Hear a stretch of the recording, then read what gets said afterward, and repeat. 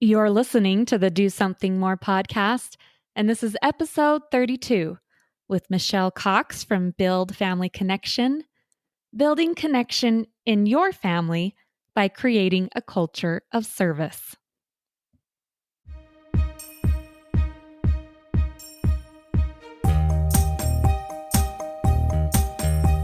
Welcome to the Do Something More podcast, a service-oriented show where we highlight the helpers who inspire us all to do something more.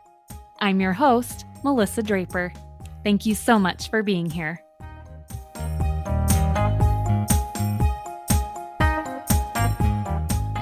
Welcome to another episode of the podcast, and today it's kind of fun because I get to interview a fellow podcaster, Michelle Cox. She has her own podcast, helping and giving encouragement to families.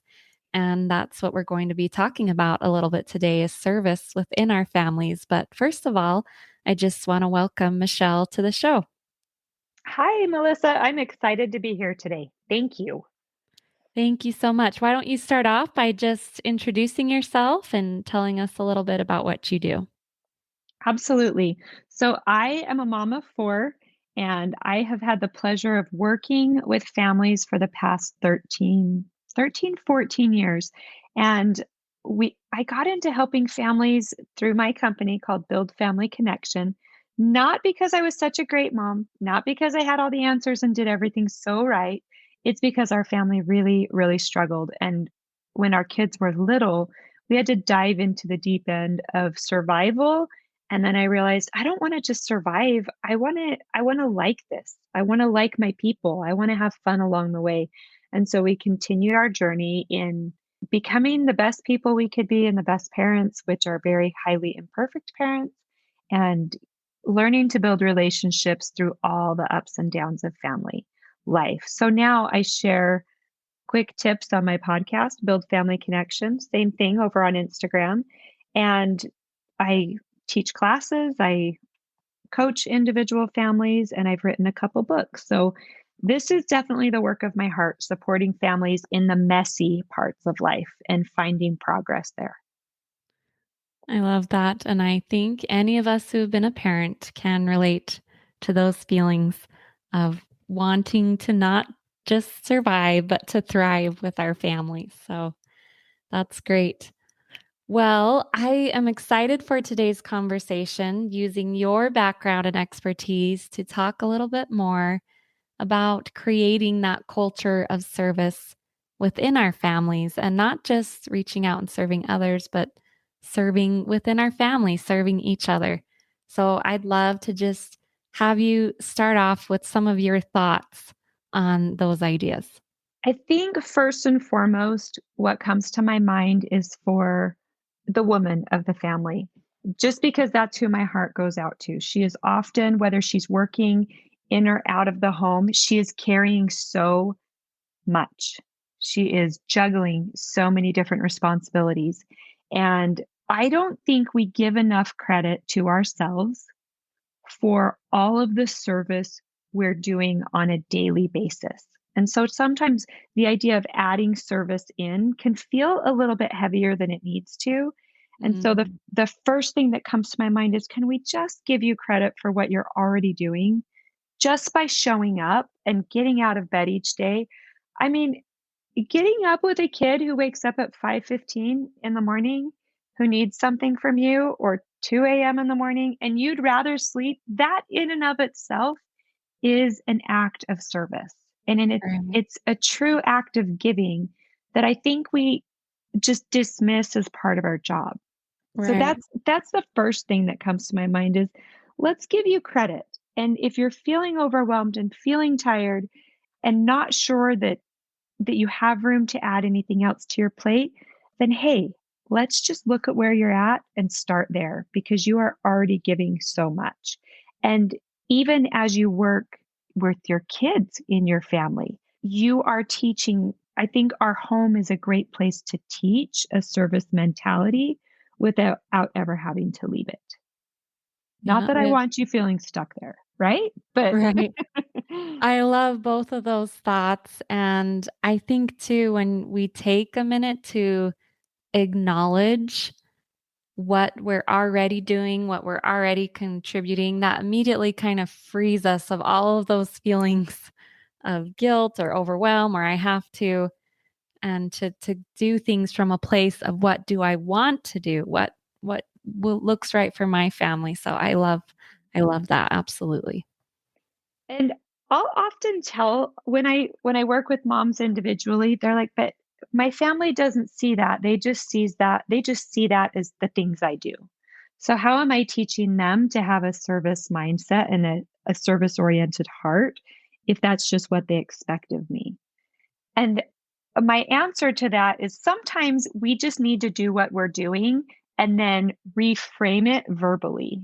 So if I, let's say I'm just a practical example, if I'm annoyed when I walk by a bedroom 3 or 4 times a day and I go in there and I'm just like, oh, forget it. I'm taking care of this, right? I'm just cleaning it up.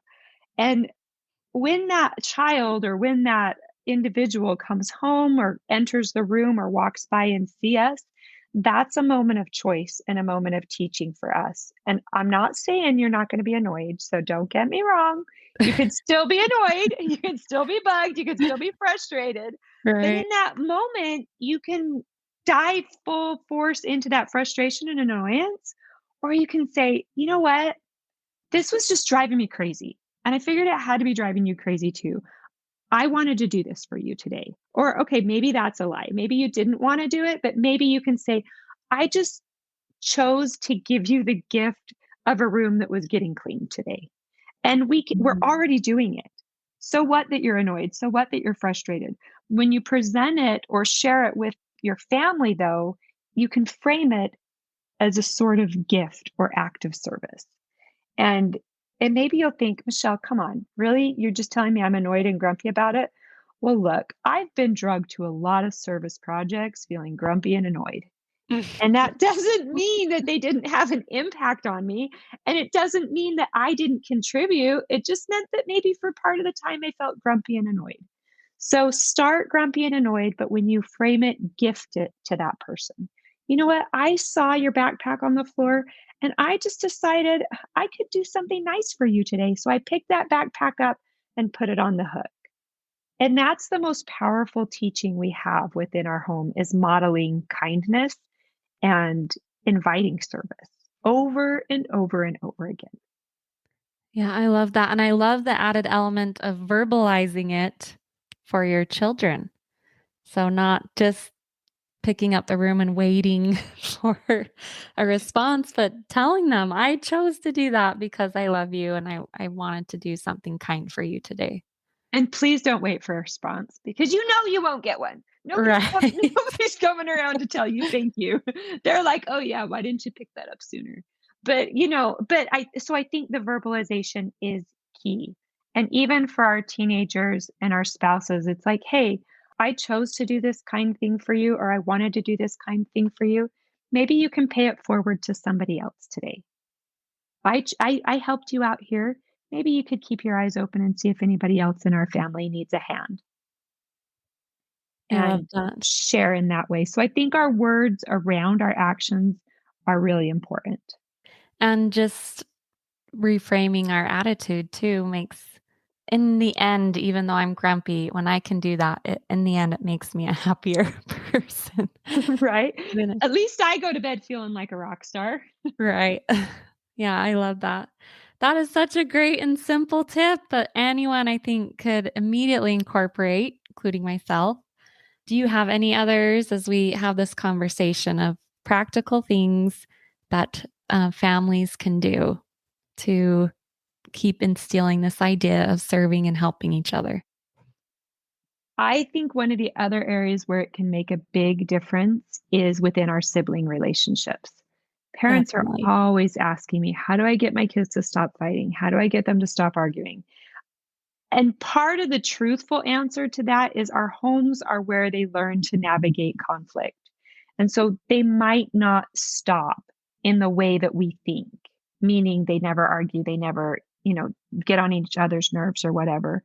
But if we have kids who are struggling, I think service and inviting some secret service in can be really impactful and powerful. And I actually had an experience with this last week. I was working through with a mom who has got a 13-year-old and a 15-year-old.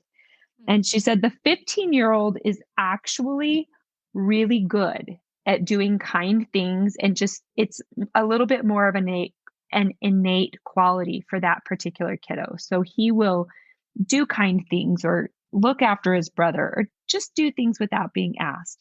His other strong suit is to really annoy his brother. And his brother, and he's kind of like a silent poker, right? Yeah. He just kind of quietly pokes. Yeah, And we so got like, some of those in our family. yeah, we all got a silent poker here and there. And then of course we've got the reactor. So the 13-year-old happens to be the reactor. And he gets poked and he reacts so big. And so he wants to retaliate by not doing anything nice. Like he's then he'll pick more of a fight. And their relationship is just super strained.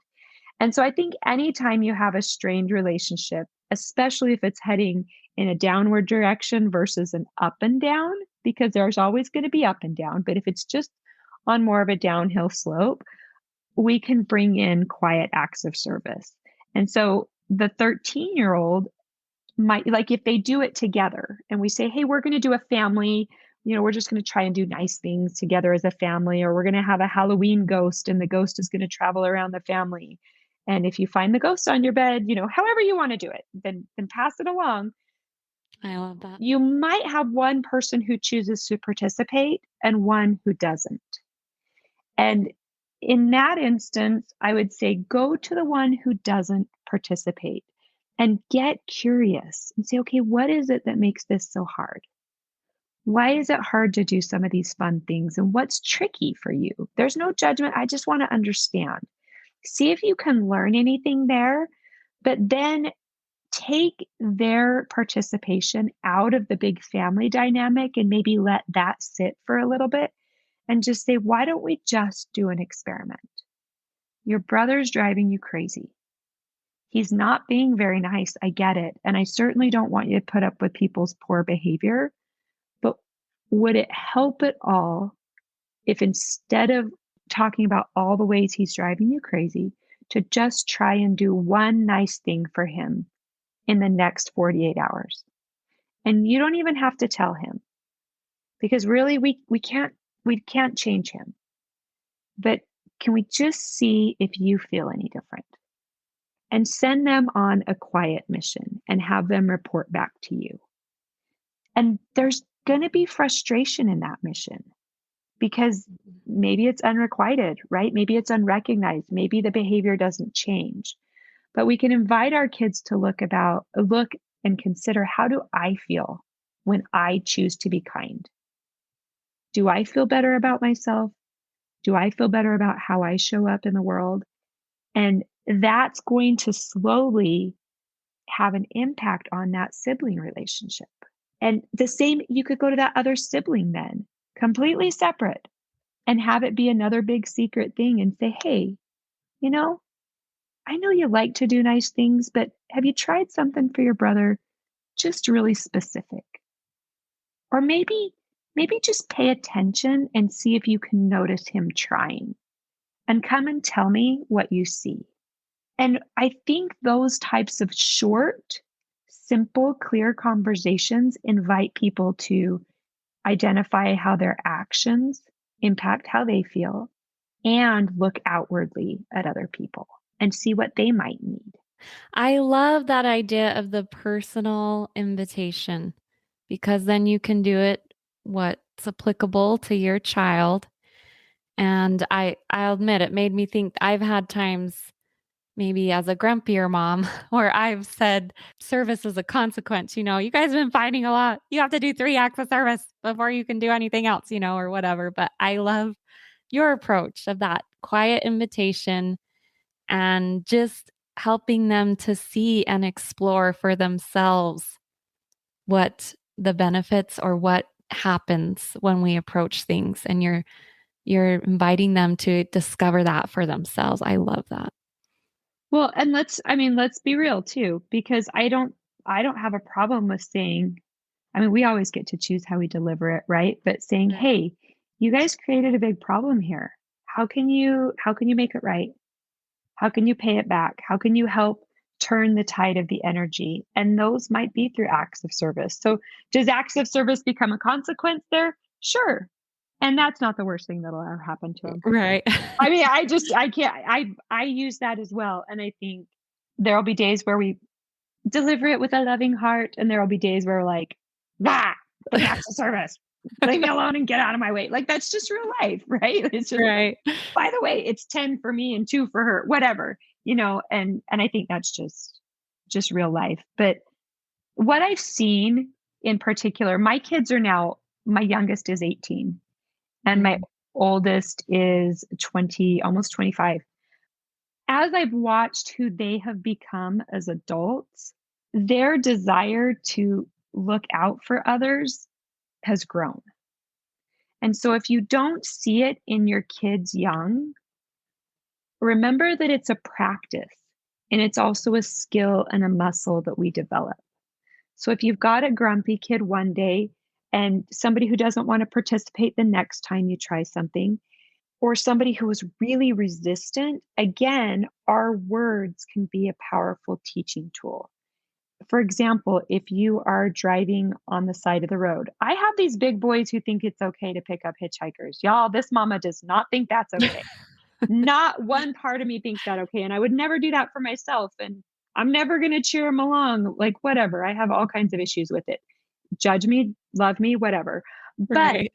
but what I can do is I can take notice in my everyday life. So if I'm driving along and I see somebody on the side of the road, I might say, "Do you know what? I can't pick that person up, but I can send love and light their way. I can send a prayer to heaven their way." And just that verbal while I'm going about my everyday invites an awareness for people around us. When you're walking through Target and you see somebody who looks sad or looks off, comment. Maybe just say hello to them and say, "Hi, it looks like you might use a smile today. I'm sending you some love." And your kids they're going to be mortified. Like, they're going to want to crawl into the cart, under the cart, run away. Just say, "I just wanted you to know I see you and I hope your day goes better." Mhm. Or say, "Did you see that person over there? What do you think they needed? Is there anything we could do while we're here at Target that would help them?" And it might not be the homeless person. It might not be the person who looks real down on their luck. It might just be a mom who has her hands full, or somebody who's walking around and looking a little lost in their day. And this happened to us recently. We were fortunate enough to go to the Taylor Swift concert. And so we were Mm. all in party mode, right? Like, we had Right. costumes, and I've got 3 boys and a girl. So this was my boys were they all bought in and have been fans at one point or another. And we were just kind of in our own little world with everybody else that was there, excited for the concert. And as we came up, like the 100th escalator to get to our nosebleed seats, we got off the escalator and a woman caught my eye, because off to the left in the corner, everybody was getting off the escalator and going to the right to the seats. But off to the left, there was a woman sitting in the corner with her head down. And it just looked out of place. That's Mhm. all. And those are the moments, like, if you can. I was in a place I didn't have any little people to worry about. We were surrounded by people and I had time. Those are fabulous teaching moments that are just in my lane. And so I saw her and I just walked over to her and I just knelt down. And my family kept walking. They didn't even realize, for whatever reason, I didn't even say, "Hey, wait up." I just beeline to her. And I ended up sitting on the floor with her for a few minutes. And she had just found out a member of her family had passed. Mm. And so she was in this huge celebratory mode, but then had all of that dashing news come Right. down on her heart. There was nothing I could do, but I could sit with her and I could see her and just have her know she wasn't alone. I spent less than 5 minutes with her. just sitting on the floor. And what was happening while I was doing that? Fortunately, my family wondered where I was. Can't say that's always going to be the case, but they came back and they just waited for me and they watched and they just waited and nobody asked any questions until I was done. And then we just went on with our day. And then I was able to share. That type of talking out loud or living in the moment, responding in the moments that are there for you. Maybe it's grabbing a Gatorade and handing it to a construction worker who's working on your street. Your kids see those Hmm. over and over and over again. And it's not a lecture. It's not a, we have to go be these dynamically service oriented people. It's just in an everyday way. I'm going to choose to see the people around me and acknowledge that they exist. And Right. as I've watched my kids grow, I have seen them do that more and more and more on their own. And sometimes they are now the ones pulling me along. And they're the ones who have the courageous heart while I have the scared heart. And I love it because Hmm. now they're leading me into places where maybe I couldn't have gone before. And so don't diminish the power of you showing up as a kind, observant human, as a teaching tool in your family. Yeah, I love that. And I love how you shared you went back and shared with them. And I've had experiences like that with my family where maybe they weren't necessarily always there, but you Hmm. come back and say, "Hey, I had a really neat experience today and I wanted to share it with all of you." And then it always surprises me how sometimes you'll hear, like you said, those little experiences your kids have had that they hadn't Yeah, shared with you, but that prompt, you sharing prompts them to share. And it can be a beautiful thing within families. So I love that. I love that too. To see how your share invites them to just be aware and share with you. I think that's really cool. Yeah, that's great. Well, I know we are coming up at the end of the year here and into the holidays. And I loved your little Halloween ghost example that you gave. That is such a cute idea. Do you have any other simple ideas like that that maybe families could use and incorporate if they're wanting to use this time during the holidays as we're doing fun things together and incorporating traditions? Simple things they could do to incorporate those ideas or serving within the family. Well, first of all, any holiday has an emblem, right? Back to school has an apple, Valentine's Day has a heart. So, any stuffed animal, any object emblem can be used as a Secret Service traveling ghost, right? Like in the Halloween Right. example, where if you receive that emblem on your bed or find it in your shoes, then it's your chance to pay it forward. So, I'd say just have fun with the holidays or the events that you're already celebrating. Heading into the holidays, there are a couple just really traditional things that we vary up a little bit, but have become really meaningful to our family. And that is if we'll do Salvation Army, Christmas tree angels, and it allows the kids to connect with the people. But sometimes it's so hard to connect with the individual. I love to use the holidays because they're already so busy, not just to fill my time with an activity that's service related, but with a person that we can Mm. serve. And so I think one of our favorites has been we decided on not huge amount of money, just whatever worked for our family. And this was when my kids were a little bit older, so they were teenagers, and and this was playing off a little bit of some things we'd seen on YouTube and whatever. And we put money in an envelope, and then we just went down to Walmart together. And we did not have anything on our list to take care of. Our whole purpose that evening, and it was really quick, we broke up into teams, was to find somebody that we could share our envelope with. So we have 6 people in our family. So we had 3 envelopes with money in them. And it could be anybody, but we were to walk around first, observe people, and pay attention to how we felt, and then choose and say, we have a gift for you. we there's no strings attached. We just wanted to share this with you, hand it over to him and walk away. We practiced what we could say to that person. We gave our kids some ideas of how they might handle it. And it was beautiful. It was really fun. We've done it a couple times and we've had people act indifferent. We've had people be embarrassed and say no. We have had my kids practically chasing people down because they wanted to give it to them, but they were too nervous to approach them. And so they're Mhm. like, following them around the store. And then we have had some true, genuine miracles where my kids were then chased down in the store. And I saw the person chasing my kids down. I was like, oh no, how's this going to end? But it ended with a woman grabbing my kids, asking for permission to embrace them, and sharing her story of how she had been offering a prayer to the heavens for help. And she didn't know how she was going to check out with her groceries. And this made the difference for her. And so we've had abysmal failure and we've had the miracle and everything in between. We've done it with just different amounts of money every time. But my kids have really appreciated looking into the eyes of the individual that who is receiving the gift because it helps them see them as a human being, not just a piece of paper.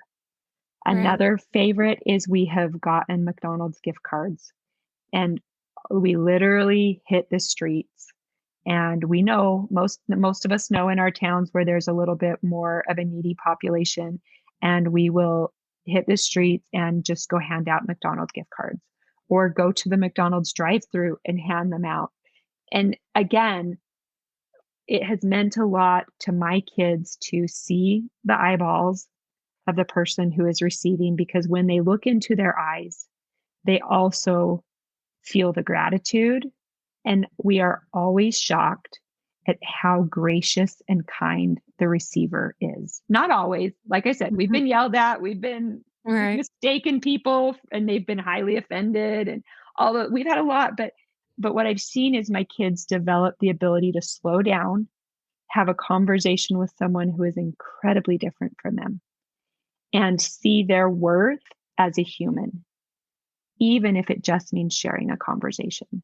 And so I think when you can create opportunities to have a human contact, however small that is, go for it. Doesn't have to be a big organization. Just go for it.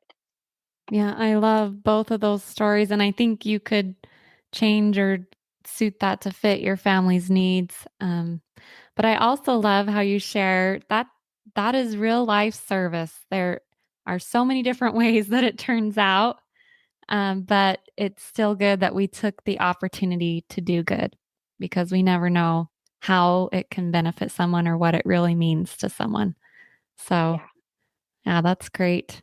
Well, I love Michelle. This has been a great conversation. As a mother myself who's in the trenches with teenagers and younger kids, I just kept feeling you are the kind of mom I want to go find and sit next to and ask my questions and hear your wisdom. But I love the things that you've shared here today. Anything else as we finish up the show that you wanted to share or encouragement that you wanted to give? I think I would say to everyone, you are doing so much better than you think you are. Give yourself a big hug.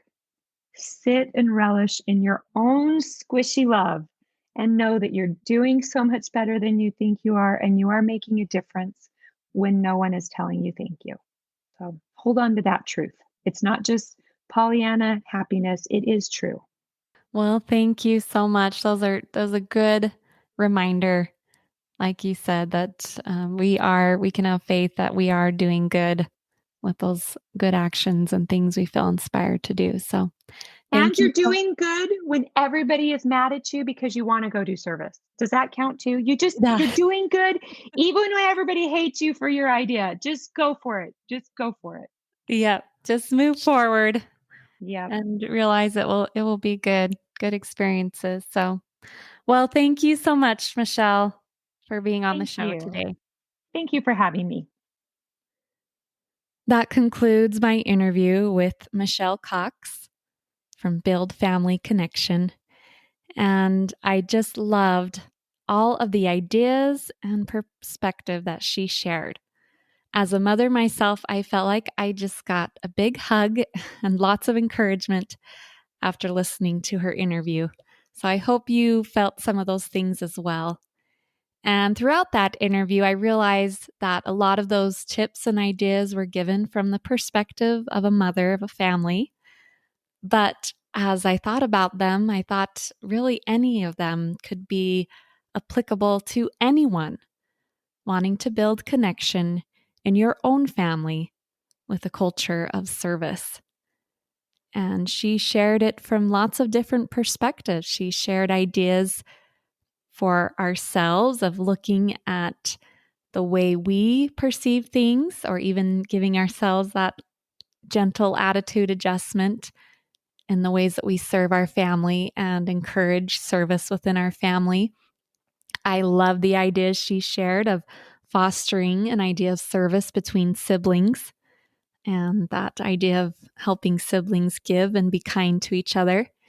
And I love those stories she shared near the end. She had some great stories about ways that we can just gently be examples and encouraging reminders to our family of how to serve, how to be aware of those around us, and want to give and help those that are around us. So, lots of good ideas in that episode.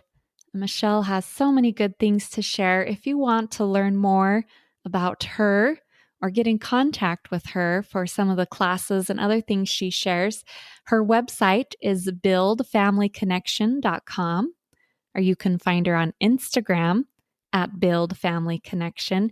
And she also does a podcast as well with the same name, Build Family Connection. So I will include links to all of those in the show notes if you're wanting to learn more about Michelle and the good things that she does. So thank you so much for being here. I'll see you next time.